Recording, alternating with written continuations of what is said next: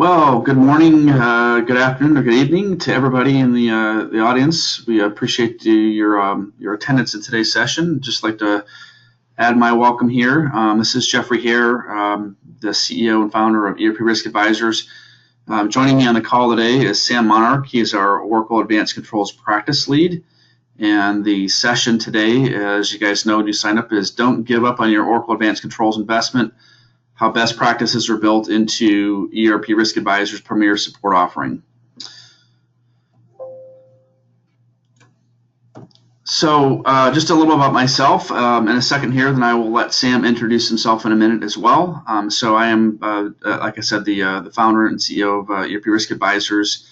I implemented the applications in 1102 implementation back as a client back in the late 90s. I think it was 1998 when we first started the implementation. So I've been working in this space for about 20 years, CPA by trade, and also have two internal audit designations. For those who have been following my work know that I've written a couple of books. And for those of you on the call, if you're interested in getting copies of one or both of those books, we'll make that offer towards the end of the presentation. So hopefully everybody can hear us well. And if for some reason you have any issues or need to communicate with us, please use the chat feature in the GoToWebinar panel, and you can certainly submit questions as we go. And with that, I'm going to let Sam introduce himself briefly. Hey guys, Sam Monarch. I've been, so I'm an Oracle Advanced Controls Practice Lead for ERP Risk Advisors. I've been working with the Oracle GRC controls for almost the last 10 years exclusively. I bring compliance management experience when Oracle purchased the suite from Integra and Logical Apps, been performing both at a technical and functional practice for those 10 years. And I've conducted nearly 20 full cycle implementations to include all of the Oracle GRC Control Suite as well as Oracle GRC Manager. And I started my career in IT from the airport long ago. Great, we're happy to have you, Sam. So we're going to move in right into the presentation. We've got a lot of great material, hopefully, to cover today. So the first thing we're going to talk about is some of the current audit issues within the community. If you're not interested, if you're not aware of the one series that I wrote, the one configuration, profile option, and function that can undermine your journal entry controls, you can access those at erpra.net on our homepage. That's driven a lot of the first three topics we talked about here is the deep review of journal sources, the profile option, GLDI journal source, and the SLA crate journal entry function. And I would anticipate that will continue to be drilled down and hit pretty hard. We've had one of the big four firms has been very detailed on that, let's say, and very aggressive against clients. We had one of our clients having to pay significant overage fees in their audit related to one of those vulnerabilities. So if you're not aware of those, I would definitely encourage you to pull those down, review those, and if you have any questions on the content related to those, please feel free to email us. The next topic is an increased focus on reports that are being used for controls. So I trained, I was brought into the PCAOB January of 2016, so about a year and a half ago, and they want me to talk about risky controls in the EBS environment. And the two topics that we talked about the most over those 3 days was in-scope controls and reviewing the completeness and accuracy of those controls and monitoring the objects related to those when they're changed, so that you would have to reevaluate the completeness and accuracy of those reports so they can be relied upon for executing your controls. So we've got an article on that. I'm excited it's going to get published here pretty soon. I've sent it out to a couple of places to get it published, potentially submitting it through the ISACA organization, and then the organization I teach for is MIS Training Institute. We'll be going to be publishing it pretty soon, and then we'll publish it out a few weeks from now. So we've got some great ideas along those lines of how to proactively monitor concurrent programs, executables, and the objects related to in-scope reports within EBS. So the next topic, pushing harder on look-back procedures.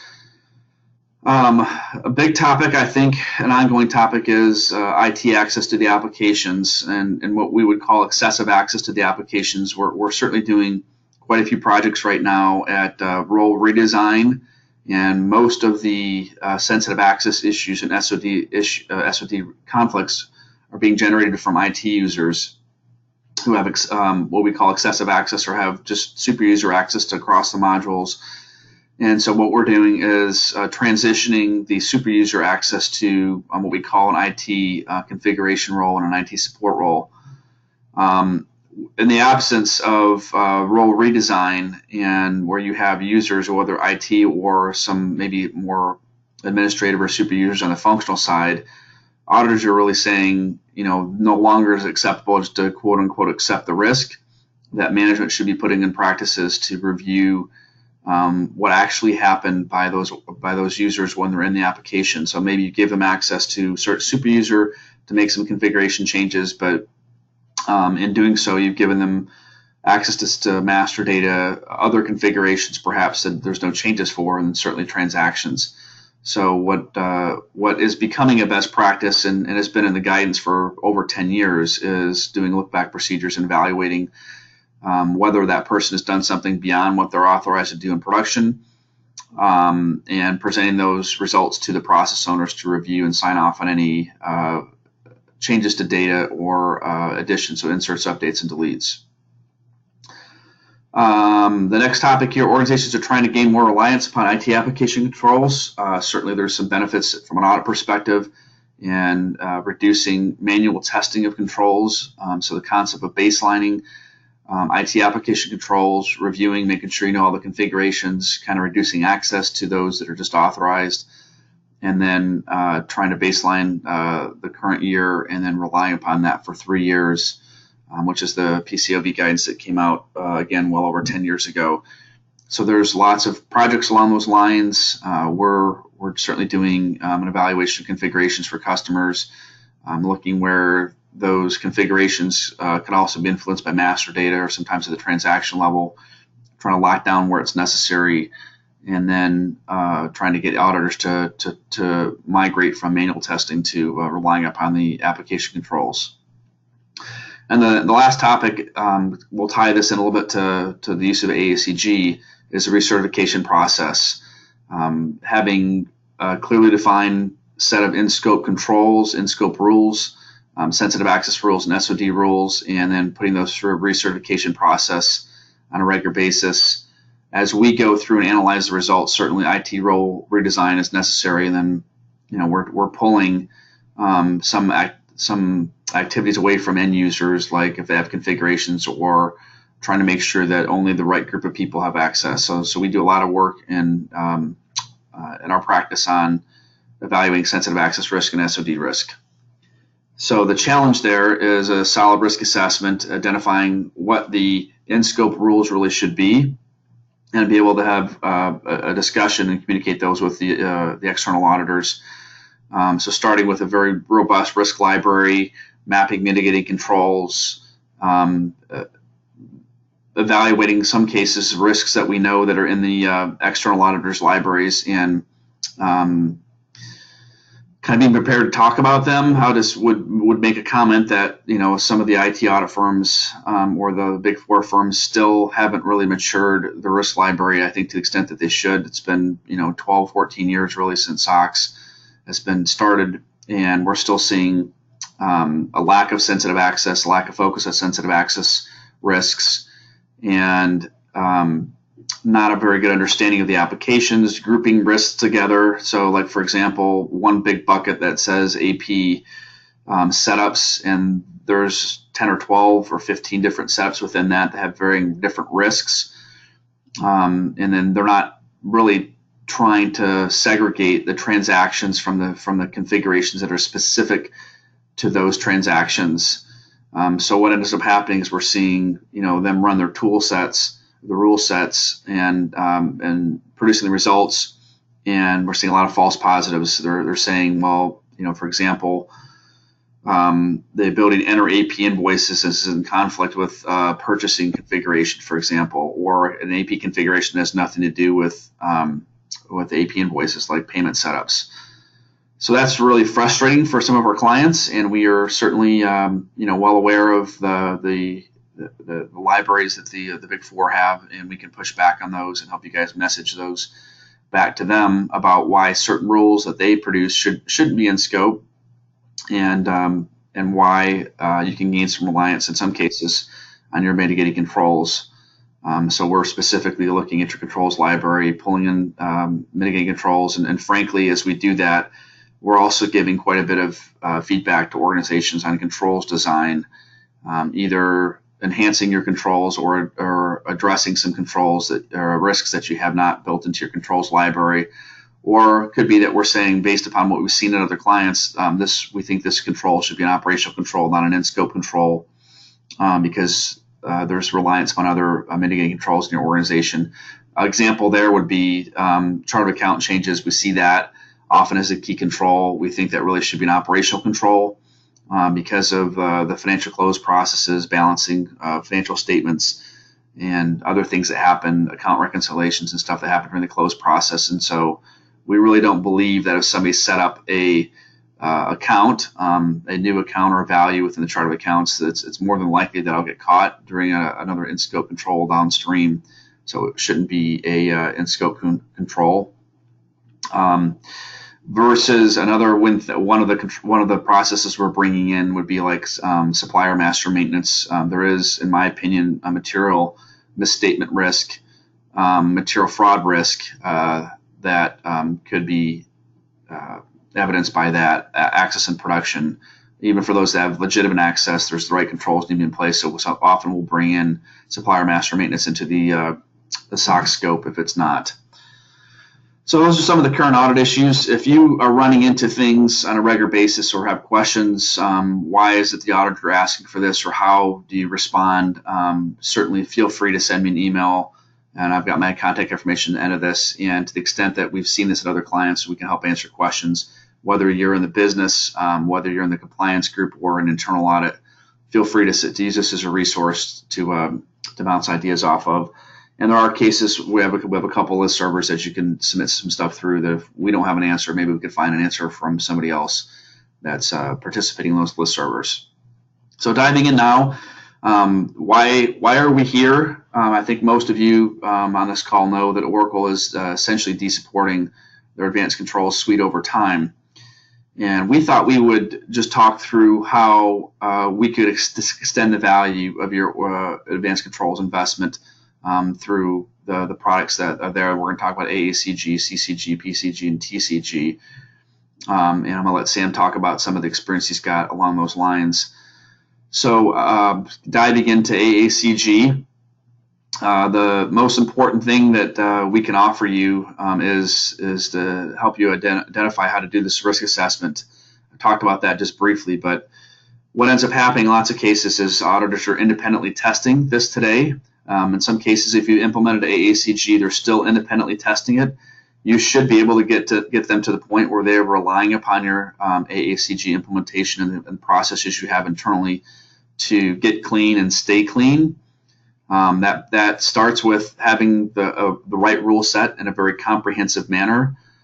So we have to have the right functions, and we have to have the right rules, and the auditors have to have confidence that the rule set is complete and accurate. Now, we certainly have developed our rules much differently than the external audit firms have. I've given you some examples, like where they're grouping together configurations. Some of them don't even have I would call highly critical sensitive access rules within the library. One of them in particular, for example, we know recently in their core rule set doesn't have menus or profile option values as part of their sensitive access rules, which would be essential to evaluate who has access to those and monitor changes to them. So we feel strongly that we can get you through that process regardless of who your external audit firm is. We can take our library. Often we've seen their libraries relatively recently, and we can present them what we believe should be in-scope rules, talk about why certain rules they have are not relevant because of the way they built them, and map mitigating controls in a comprehensive way that gets them comfortable with our risk assessment. It certainly takes time to do that. It's not an easy process. When we're being audited by them in terms of the rule set that we have, they often will go down to the individual function level, and we've got to respond to certain functions they have in their library, perhaps that we don't, and why. There's always reasons for that, and of course we're always trying to keep our content current. So one of the things that's unique about our services is we do offer updates to content on a regular basis. So this taking advantage in the long run of our ability to support you would be not only getting you up to speed, as we'll talk about in our service offering, but allowing you to get updates to rules on a regular basis. We could maintain those, you could maintain those depending upon the resources you have internally. So the goal really there is to minimize in-scope rules as much as possible, but make sure you cover your auditor's expectations, taking advantage of the manual mitigating controls or the IT application controls. So we have I would say by far the most extensive rule library in the industry. We just topped 1,000 rules, so 1,000 sensitive access and SOD rules, covering about 3,000 functions within the library. We're always adding rules and content, from new configurations that we believe should go through change control. We add those as sensitive rules on a regular basis. We have identified four forms and functions that allow SQL injection. I think you probably, if you're following the work, we did a blog a few weeks ago on that. So we're looking at continuing to add concurrent programs to our risk library and analyzing those through AACG or through other products we support to give you visibility to things like purge access through concurrent programs. So there's a lot of operational things that we're covering that would be clearly out of scope from a SOX perspective, but you'd want to control and limit who has access to those, and then using a product like CCG to monitor the activity within them. So lots of rules, some examples, suppliers. That's a big topic we have, and certainly want to make sure those get covered. Configurations related to in-scope controls. We have two categories of rules. We have the configurations themselves as sensitive access rules.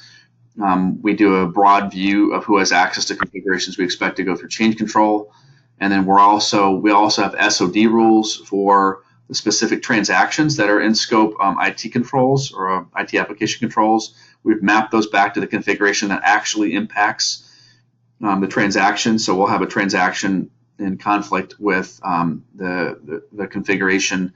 We've got dozens of rules along those lines. So once we think you're more mature on who has access to configurations, we looked at the sensitive access rules, and we'll also look at the SOD rules to make sure that there's nobody has access to both. SQL injection rules is part of what we have. So there's 68 rules I think we have now related to SQL injection risks. The other thing that we are dealing a lot with in organizations is segregation of duties within IT. And what that typically means is we're looking for a segregation between the development of activities and the migration. So we have lots of sensitive access rules related to activities that happen in IT. So things you would expect in system administrator, alert manager, functional developer, AME setups, SQL injection forms, those activities that are IT related. We go through a very detailed. We can go through a very detailed analysis of who has access to those. So I'm going to turn the comments over to Sam a little bit. We've just done an implementation of AACG recently, and we developed what we call a tested provisioning. So if you do not have PCG to implement preventive controls, we think we can get you through a process of doing some manual preventive controls using what we call a tested provisioning. So I'm going to let Sam talk through that. Okay, yeah, the tested provisioning. Before I get into that, I think it's important to cover with AACG. We have two objects that we're concerned about. We're concerned about model and then control. And controls are built as models. The implementation process of a control is to develop a model, test the model against your data, so your security model, and in doing your remediation there, and then if it makes sense for your organization, to go ahead and promote it to a control. With controls, you can schedule the run. You have seeded report, a canned report that you can run based on incidents generated from a control. With the model, you have an iterative process where it will only keep the last set of run data. You can run them ad hoc. You can make changes to them in a dynamic way, more of a development fashion, and see your results immediately. You can also export those into Excel and create pivots into your information, work with those. It's more portable, if you will. The test of provisioning process that we developed basically utilizes models in a relational way that takes the controls that you feel are pertinent, and being that those controls are built as models, in a relational way, we group those together and we add those to what we call one of our test of provisioning models. So therefore, when there are changes to access an EBS, like a change to a menu, a change to a responsibility, a division in the organization changing kind of what they have access to now, or other divisions being siloed in that have similar access, you're able to run through a very small subset of models to test and see what your risk would be if implemented. And we recommend that you run the test of provisioning model during your change management process to evaluate the risk of those changes. So, that's basically how we, that's basically our best process that we can put together without having an automatic, if you will, internal control of provisioning that's like provided with Preventative Controls Governor. If you have Preventative Controls Governor license, so if you bought the Oracle GRC Control Suite, which includes all 4 products, access, transaction, configuration, and preventative control, you're able to utilize the preventative controls feature of provisioning, and that's what we would definitely recommend. The only exception to that would be if you're using role-based access control, RBAC, through the UMX module. Although you can perform provisioning through that, identity self-service, it gets quite involved. Now you're dependent, as opposed to one set of middleware, you're dependent on 2 or 3 sets. You get less support.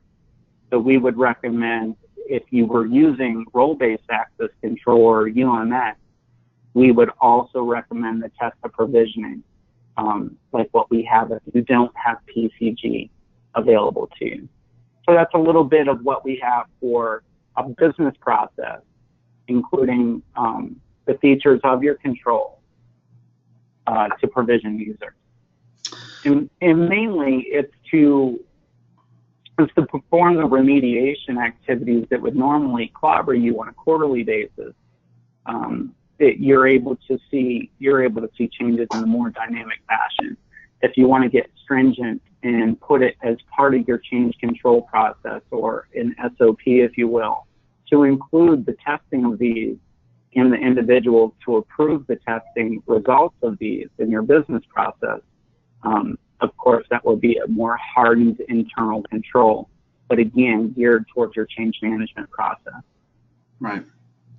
Great, Sam. We appreciate that. I know that the customer we've got recently was really appreciative of the fact that they could have some more proactive preventive controls in spite of the fact that they didn't implement PCG. So, yeah, if you guys are, if you have AACG implemented or implementing, and you're considering more proactive monitoring, then certainly talk to us. And if you haven't implemented PCG, depending upon if you've got it separately licensed as a product, maybe you don't want to implement it because you don't want to start paying the support fees. If it's separately licensed from AACG, that's another discussion we can have with you as well to see if it's the cost benefit is weighed versus just doing a manual preventive control, as Sam has discussed.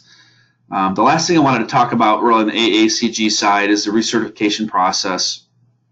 What we're recommending to clients is for the in-scope rules, so whatever you deem to be your in-scope sensitive access and SOD conflict rules, is to recertify those on a regular basis. You can make a strong argument that your quarterly access review, if it was focused on a risk-based in-scope rule set, you got really strong mitigating controls, it's documented, your external auditors feel comfortable with your risk assessment, that you, from a SOX perspective, you really only need to recertify the in-scope rules. So what you would do is identify a rule owner and have them review and recertify SOD conflicts and sensitive access rules on a quarterly basis. It doesn't necessarily mean you shouldn't also do a full review of all users. There's other reasons why you'd want to do that type of control, if you would, but not necessarily would the full set of all users be an in-scope control if you were recertifying all your SOD conflicts and sensitive access rules. Hopefully that makes sense. So we're going to go on to CCG next, and again, if you guys have questions as we go, please feel free to put them in the chat window. We can address some of them as we go, if they're relevant to a particular topic we have, or if not, we can address them at the end of the session. So the next topic we want to talk about is CCG. As you guys are probably aware, the auditing features and capabilities in terms of using triggers and snapshots, but triggers in particular was what we recommend. Those features are available both in CCG and PCG. We really recommend taking advantage of CCG's architecture over PCG for various reasons. Even though CCG does have its own limitations relative to other products we see in the market, it's not our favorite tool for sure, but it is definitely a tool we can use. As you guys, if you've licensed this, whether you have already implemented it, we can help you extend it, or we can help you implement it if you've got it, you've licensed it, and you haven't implemented it yet. So the foundation of a CCG implementation is performing a risk assessment, identifying the necessary tables to audit. We typically audit things well beyond what we would expect to be in scope from a SOX perspective. So we're going to audit a lot of general ITGC objects to support your change management audit, as well as activities that are specific to a control, such as configurations that go through change control, some elements of master data that can influence controls. Typically, we don't like to use CCG for monitoring activity within any transactional tables. It ends up being audit overkill. So we're typically deploying CCG on master data and configurations. So the goal is to implement a quality assurance process over changes subject to the change control process. What we would understand based upon Oracle's de-support of the product over time is that Oracle's no longer going to continue building CCG rules or enhancing their rules going forward. However, using MetaBuilder and our rules library, if you will, which is identifying down to the table level as opposed to the object level, we have our own library of tables that need to be monitored, and we will continue to build that library for CCG customers and other customers we support for other products. So we've got a comprehensive library. We can bring you up to speed on those right now using MetaBuilder. That aren't part of the core content but are necessary to support SOX controls. So I always say if I had to choose between two products going into production, if I had to choose between AACG and CCG, I would probably choose CCG of the two to go into production with, and that seems kind of strange to people. I think you can do a really good job of role design that limits the, it doesn't always happen, but if you did a really good job of role design, and then you had a really strong change control process related to, new provisioning and changes to security objects, then AACG is important. But what you really need to support things like the changes to roles and responsibilities, menus, request groups, and all that is a product like CCG. So if you had a very comprehensive IT quality assurance process, overall changes in your environment, which can only really be done through a product like CCG or a similar product, then you're going to really mitigate a lot of the risk. So it's kind of a strange recommendation, but the counter is most organizations don't really go into production without AACG. They use that as their first product, and then CCG becomes the second product that often gets implemented. So point being, if you have AACG implemented and you haven't implemented CCG, or you haven't taken advantage of CCG in a comprehensive manner, we can help you do that. So I want to let Sam talk to a couple of the things here on some of the limitations, if you will, of CCG, fine-grained auditing, and so on. Sure. So as Jeff mentioned, maybe you're hearing of that approach first. Generally, in the last 10 years, my implementations, everyone has access control governor. Less than a quarter have CCG implemented. So what Jeff recommended there as a matter of importance of implementing CCG is absolutely correct. However, they're both imperative, I think, to get a holistic approach. One of the biggest challenges auditors have in auditing Oracle E-Business Suite is we can really radically change the way a transaction moves through the system via configuration. Now, they can get their arms around objects, so if we change a form, if we change a report, they can see that. They can see that on the system side. However, and they can see database changes also, database objects, new triggers, new tables, and so on. They're very tangible to the audit community. However, configuration presents a completely different realm of issues for the auditor. So routinely when they come in and they have scripts that they want run, and so therefore you're passing things to your DBA, your IT support staff, if it's not you already, to run these queries to make sure what they're doing is they're trying to validate a very small subset of things in the system that they want to be able to prove or provide as validation. They're configured a certain way, such as three-way match, two-way matches, and so on, approval limits, and so on. CCG can provide this quite easily. For configuration changes, again, we can change the complete way the system transacts. We want to monitor all those types of changes, as well as set up data, changes to customers, changes to suppliers especially, who did it, when they did it, what it was before they changed it. Some things that aren't available through native auditing or audit trail, which will slow our system down.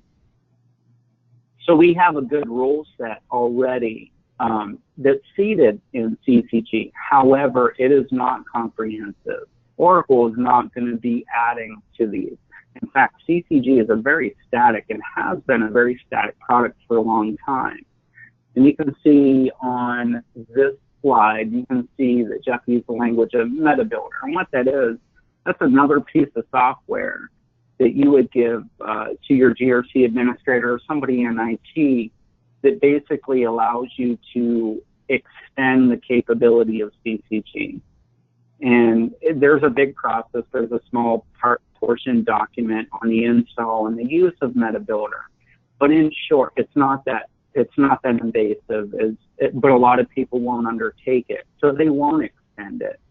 But the bottom line is, with CCG, with Configuration Controls Governor, you can monitor changes to any field, any piece of data on any table in that database. So if you have customization, if you have things that aren't part of the native build that's clickable to configure in CCG, anything within your database, any information can be audited. So there's some big advantages. The reports are very simplistic. There's no fluff involved. It's a before data, after data, the time, and who did it. It also has the capability of snapshot. Years ago, Oracle marketed CCG as being a product that will allow you to automate the configuration for your EBS system, it won't do that. And I think that we all know that it won't do that in a comprehensive way. However, snapshots can be valuable. And what a snapshot does is everything that you have it configured to watch, it'll capture in a point in time. So therefore, you can compare that to a different point in time within the same EBS instance, or you can compare it cross instances. So if you just had a clone to a UAT environment from a gold instance, and something isn't working that you feel should be working in the other environment it was cloned from, you can compare the two instances to see what changes took place. If something was working on Friday, but on Tuesday, when you begin your testing, isn't working, you can compare and see maybe what configuration pieces have changed. So it's a good analysis tool as well.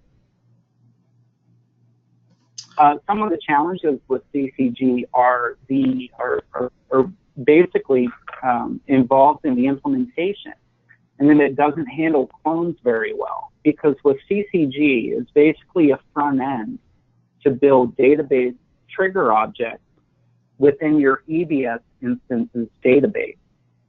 So what we have showing in CCG, which runs outside of EBS as its own web server, we'll see on the form that we have things configured that we should be able to track. But in reality, unless those database objects those jobs have run against the EBS instance database, we won't see those changes. So it's sort of a management nightmare during the implementation. After you go live, that goes away. With cloning, there are some post-clone activities that you have to consider with CCG. A lot of times I'll go into a company, they'll have the full GRC control suite implemented, and I'll see them relying on other methods to capture changes, if any. There are better products outside of Oracle Suite that will perform the same capability in some cases, but I'll see sometimes PCG, preventative controls, that have the ability to audit and perform change control. I'll see that leverage. The name of the game is, if you have the product that completes that specializes to the task, that's the one that you want to use. That's why in the previous discussion, we want to see changes captured in CCG. That's all. It's what it does, and that's what it does well. We don't want to inflate or extend the capability of something that isn't geared directly towards that. But CCG is a good product, straightforward, extendable to any piece of information stored in the database. Great, thanks, Sam. I think we're going to continue moving on here beyond. Yeah, and I do want to include, Jeff, and I'm not sure if you mentioned it, but right now Oracle has a risk management cloud solution, and what that equates to is their GRC manager product, which is your documentation library to perform assessments and so on. They haven't developed the corresponding controls suite in a cloud as part of the risk management cloud solution yet.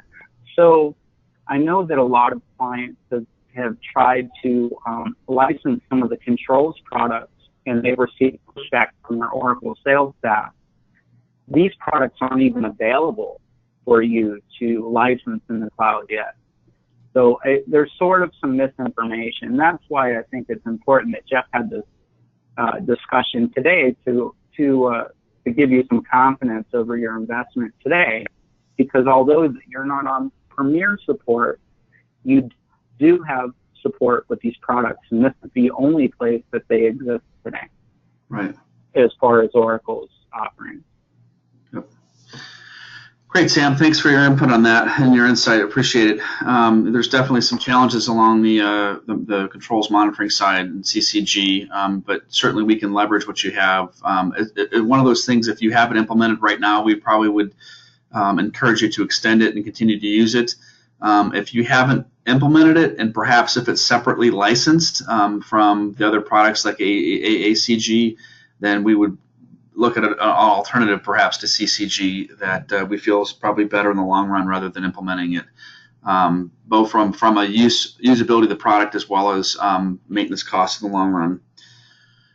So the next couple slides is just a little bit about what to audit. So these are slides I've had for a long time of what are the types of objects that should be audited as part of a trigger-based auditing solution like CCG. So there's some things in here certainly that CCG doesn't support that we would want to extend via MetaBuilder. So anything that is in scope related to an application control, the configurations, this first bucket, you can see those in there. What's foundational to the application. Things that should be going through your change control process, profile option values, DFFs, key flexible changes, value sets, those type of things, as well as in the foundational. The things that are going through development, so the concurrent programs, executables, functions, and so on. Sam mentioned master data is a topic that we do a lot on, so extending the monitoring of changes to supplier master, which is definitely should be an in-scope control from a SOX perspective.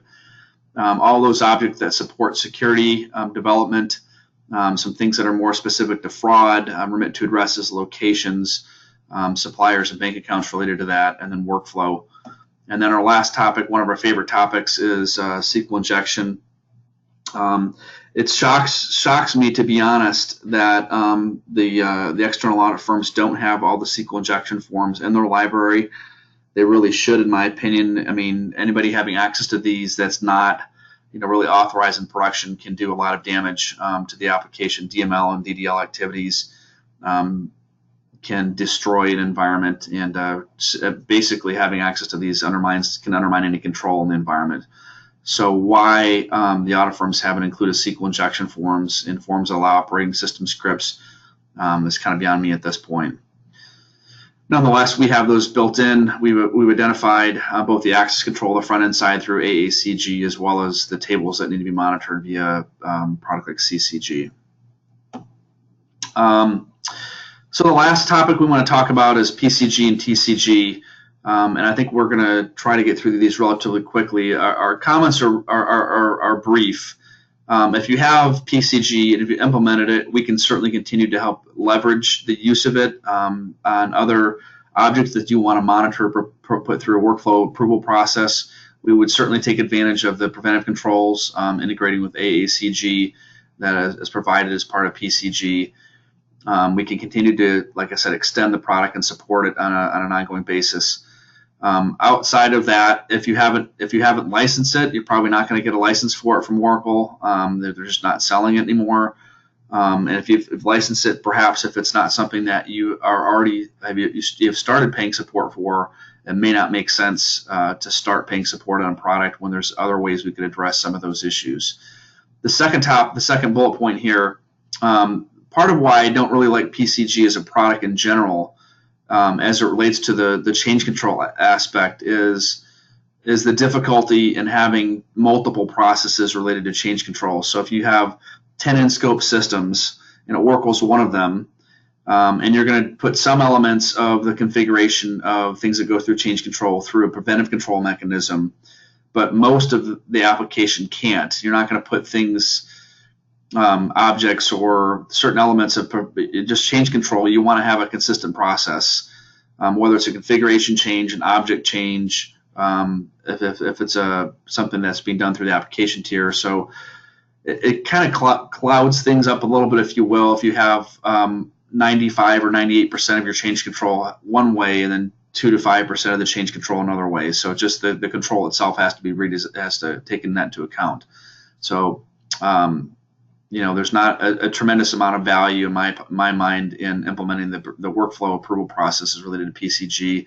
Focus on minimizing access to those who actually can make the change in production. Make sure that's very limited, and so that we do that through role redesign with an IT and go through a process of evaluating really who should be making those changes across the board. So where we often land on the access control side is we don't allow people having access to seated responsibilities in the IT organization, like system administrator, functional developer, functional administrator, alert manager. We break most of those up into roles we're defining for specific people in the organization. So, for example, we'll have alerts as much as we can migrated by the DBAs. We'll have an IT DBA configuration role where the DBAs are migrating a big chunk of things, and we don't allow somebody like with who does user administration access to system administrator, because that has a bunch of objects in there that should be migrated by the DBAs. And then last but not least on TCG, we're not a big fan of it, and primarily the reason is, number one, it's basically a souped up, hyped up reporting engine, and there's a lot of other ways to do reporting, controls monitoring, if you will. And so what we'd rather see is build your reporting controls back into the core application. So use RDFs and concurrent programs in eBusiness Suite to be able to design those controls, and don't bring another system like TCG into scope where it has to be audited in its entirety, access controls, change controls, etc. So what do we have to offer you? Why do we do this webinar today? I'm going to get to kind of our service offerings along these lines for extending your advanced controls investment. So what we would suggest is doing an initial assessment, and we can, if you guys just want to outsource administration of the tools altogether, we can do that. So if you're kind of frustrated with the complexity of the way the applications work, and you just want somebody to be able to manage these on a day in and day out basis, we can do that. If you want us to come in and run reports on a regular basis and evaluate your in-scope rules and give you the data that's necessary for you guys to evaluate and analyze, whether that's on a monthly basis or as part of your quarterly access review, we can do that. We can do that from a remote perspective. The most critical aspect of that is really having a good risk assessment on the front end and getting and walking your auditors through that. And I can accurately say, or at least confidently say, that we can do that better than any other organization in the industry. I've been doing that type of work for 20 years, and my experience in that is kind of unmatched in the industry. So what we would do on the front end of onboarding you as a client is doing this infrastructure health check, looking at your patch levels.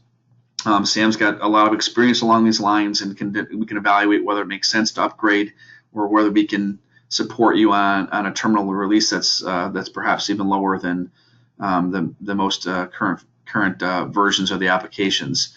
Then we would do evaluate the completeness of your SOD and sensitive access rules. We would do that risk assessment. We would look at the configuration of your AACG and CCG if you have it. We would look at PCG, whether or not it makes sense to extend that if you've got that implemented already. We would discuss with management how much reliance has been placed upon the software, and try to get you to the point where your external audit firms are relying upon the software and they have reviewed our configuration of the software.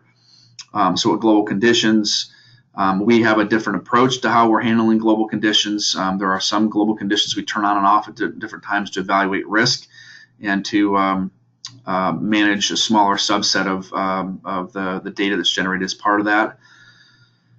There's some SQL scripts we run to evaluate design as a whole. We can look at configurations, which is certainly necessary to do the risk assessment, looking at the way is your application configured to support your application controls.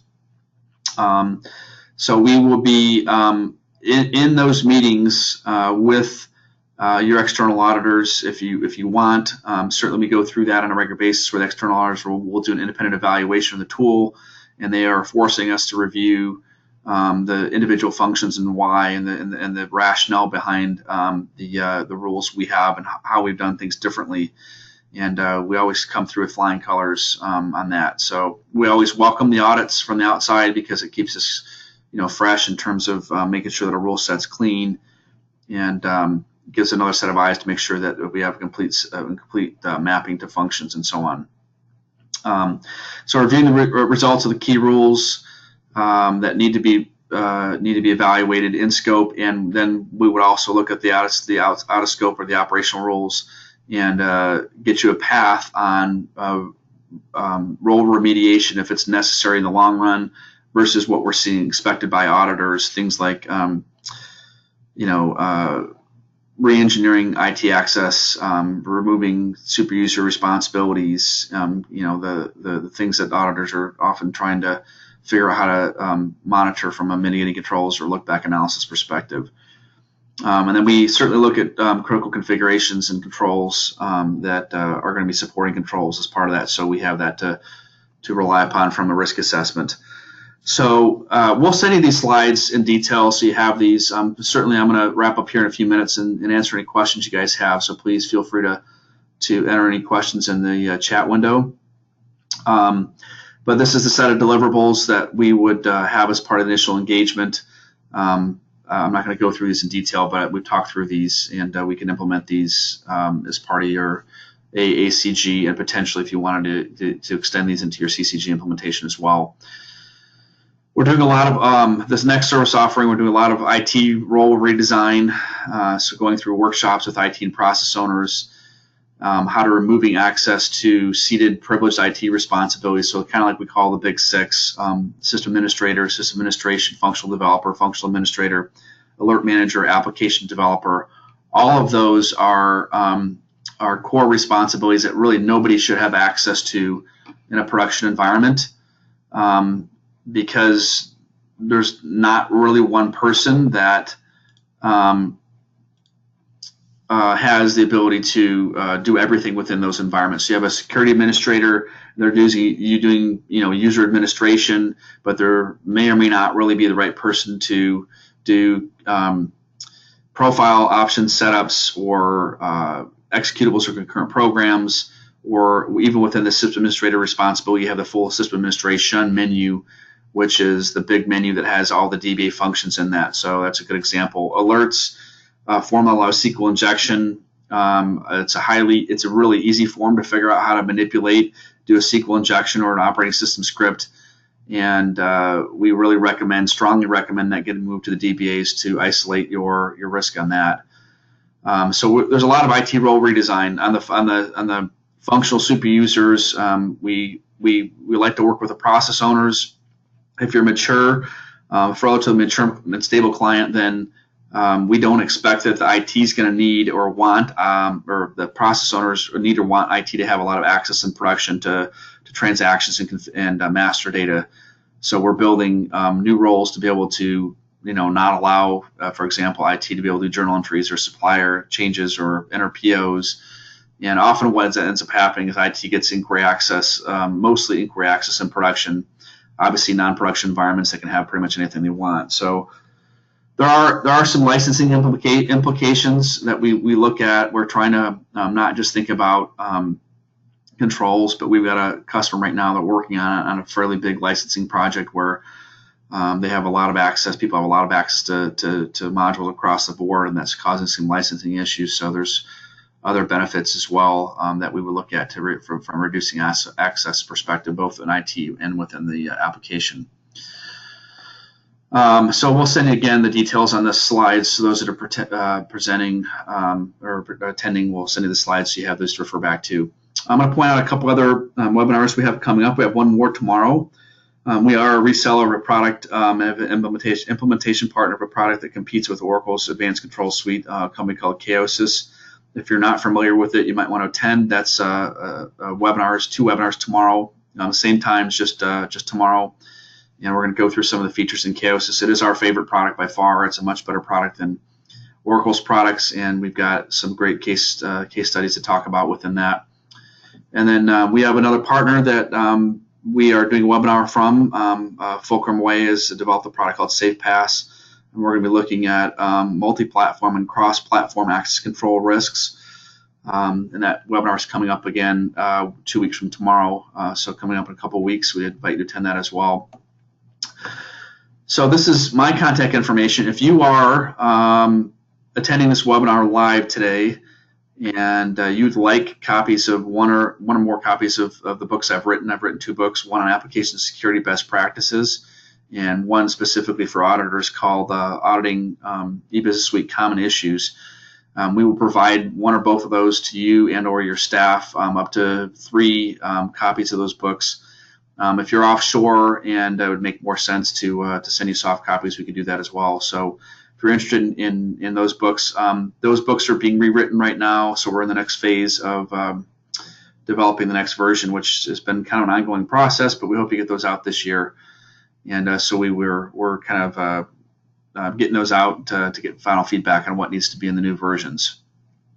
So having said that, I think we got a couple of questions here.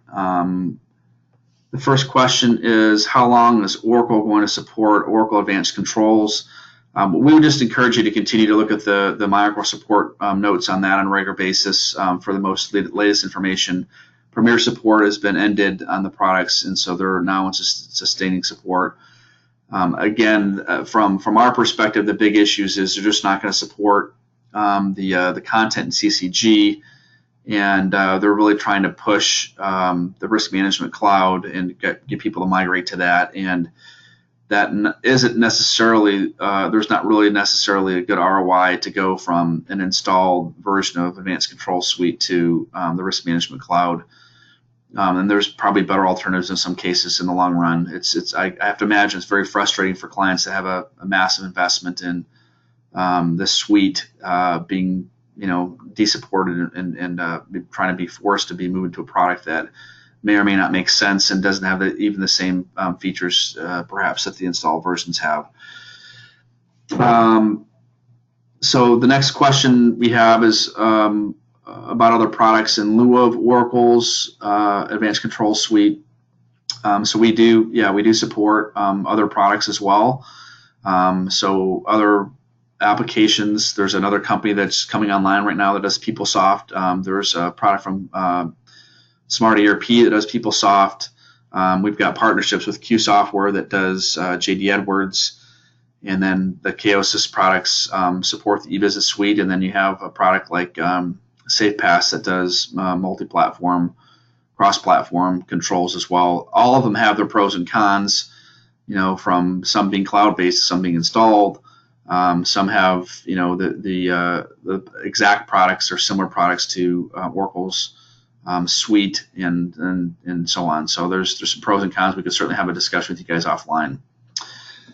Any other questions? I think we're at the end of our time.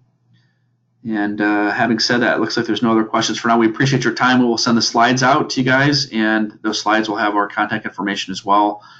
And then to the extent that you wanted to share this webinar with folks in your organization, we will have a recorded version of this at some point to be able to share back with you. So we appreciate your time. If there's others in your organization that want to attend this, we will also be doing another presentation later today. And I can't remember the time on that, but you can look on the registration link or ask us, and we'll send you the link for that as well if you're attending. And then there's the links to the other webinars that we're providing the next couple of weeks are back on the slides that you can have access to sign up for those. So thanks for your time. Have a great day.